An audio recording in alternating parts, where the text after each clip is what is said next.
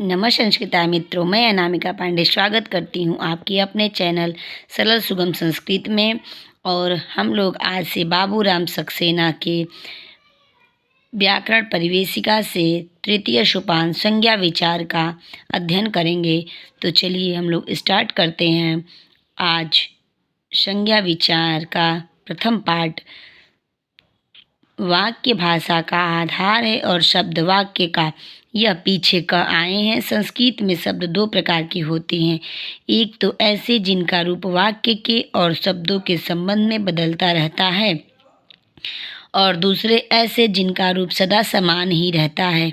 न बदलने वालों में यदा कदा आदि अव्यय हैं तथा कर्तुम गत्वा आदि कुछ क्रियाओं के रूप हैं। बदलने वालों में नाम अर्थात संज्ञा, सर्वनाम और विशेषण एवं आख्यात अर्थात क्रिया है। हिंदी की भांति संस्कृत में भी तीन पुरुष होते हैं, उत्तम पुरुष, मध्यम पुरुष और अन्य पुरुष। अन्य पुरुष को संस्कृत में प्रथम पुरुष कहते हैं। हिंदी में केवल दो वचन होते हैं, एक वचन बहुवचन, किंतु संस्कृत में इनके अतिरिक्त एक द्विवचन भी होता है जिसमें दो का बोध कराया जाता है। संज्ञाएं सब अन्य पुरुष में होती हैं। संज्ञा के तीन लिंग होते हैं, पुल्लिंग, स्त्रीलिंग तथा नपुंसकलिंग। संस्कृत भाषा में यह लिंग भेद किसी स्वाभाविक स्थिति पर निर्भर नहीं है। ऐसा नहीं है कि सब नर चेतन पुल्लिंग शब्दों द्वारा दिखाए जाएं, मादा चेतन स्त्रीलिंग द्वारा और निर्जीव वस्तुएं नपुंसक लिंग द्वारा।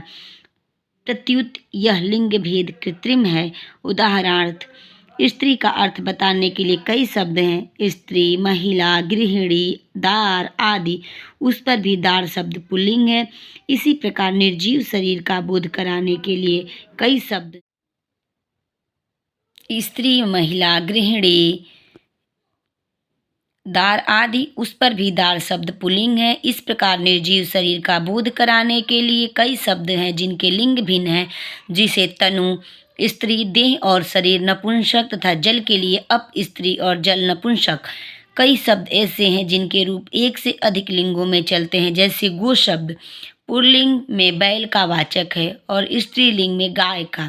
किन्हीं किन्हीं पुल्लिंग शब्दों में प्रत्यय जोड़ने से भी स्त्रीलिंग के शब्द बनते हैं और किन्हीं से बन जाते हैं। उदाहरणार्थ, सर्वनाम शब्द अन्य के रूप तीनों लिंगों में अलग अलग होते हैं। पुत्र, पुत्री, नायक, नायिका, ब्राह्मण, ब्राह्मणी आदि। जोड़ी वाले शब्द, इनका विस्तार सविस्तार विचार आगे चलकर होगा, परंतु अधिकांश ऐसे शब्द हैं जो एक ही लिंग के हैं, या तो पुल्लिंग या स्त्रीलिंग या नपुंसकलिंग। स्त्रीलिंग बोधक प्रत्ययों का विचार आगे किया जाएगा।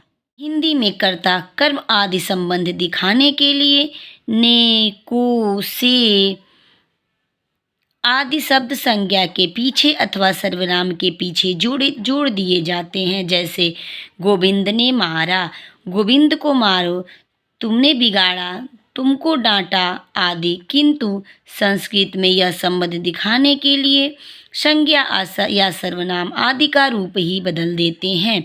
यथा गोविंद ने की जगह गोविंदः, गोविंद को की जगह गोविंदम और गोविंद का की जगह गोविंदस्य।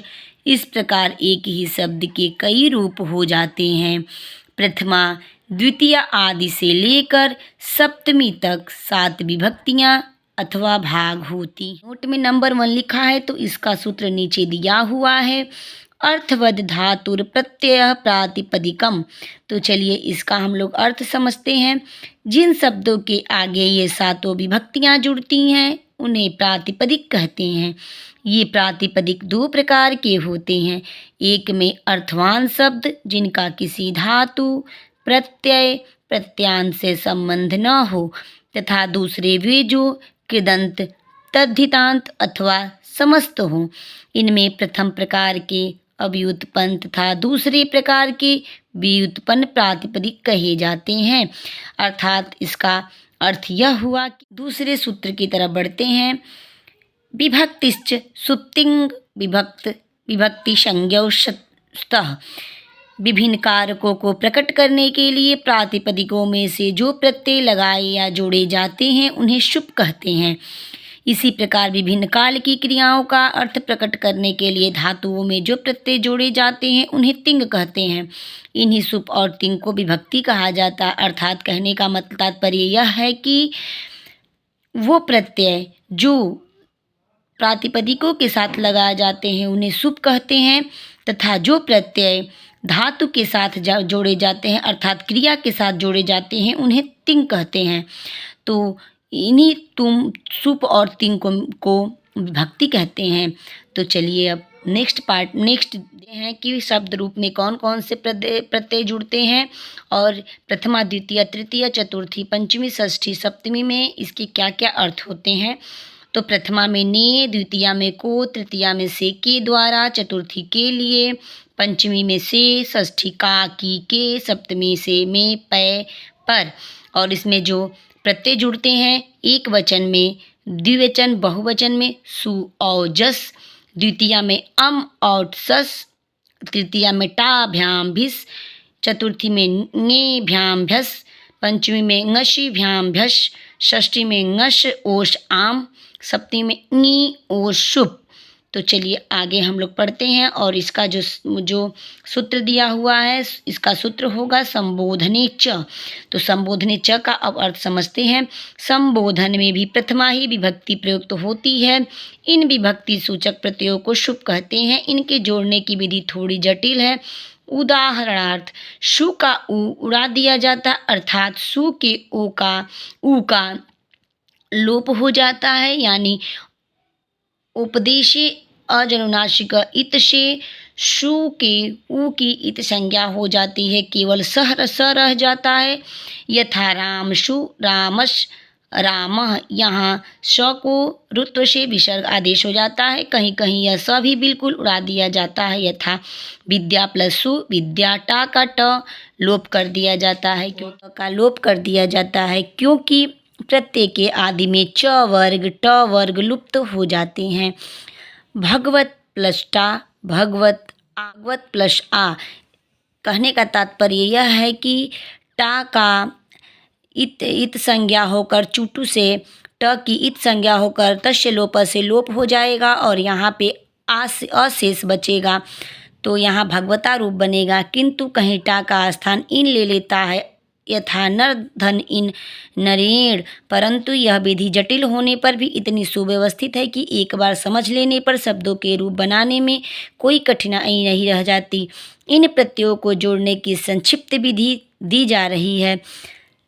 तो चलिए हम लोग आगे देखते हैं। इसका हो जाएगा जस के ज, सस के स, टा के ट, ङे ङशी ङश और नी के अंग की चुटू एवं लशक तद्धिते नियमों के अनुसार इत संज्ञा होकर इनका लोप हो जाता है।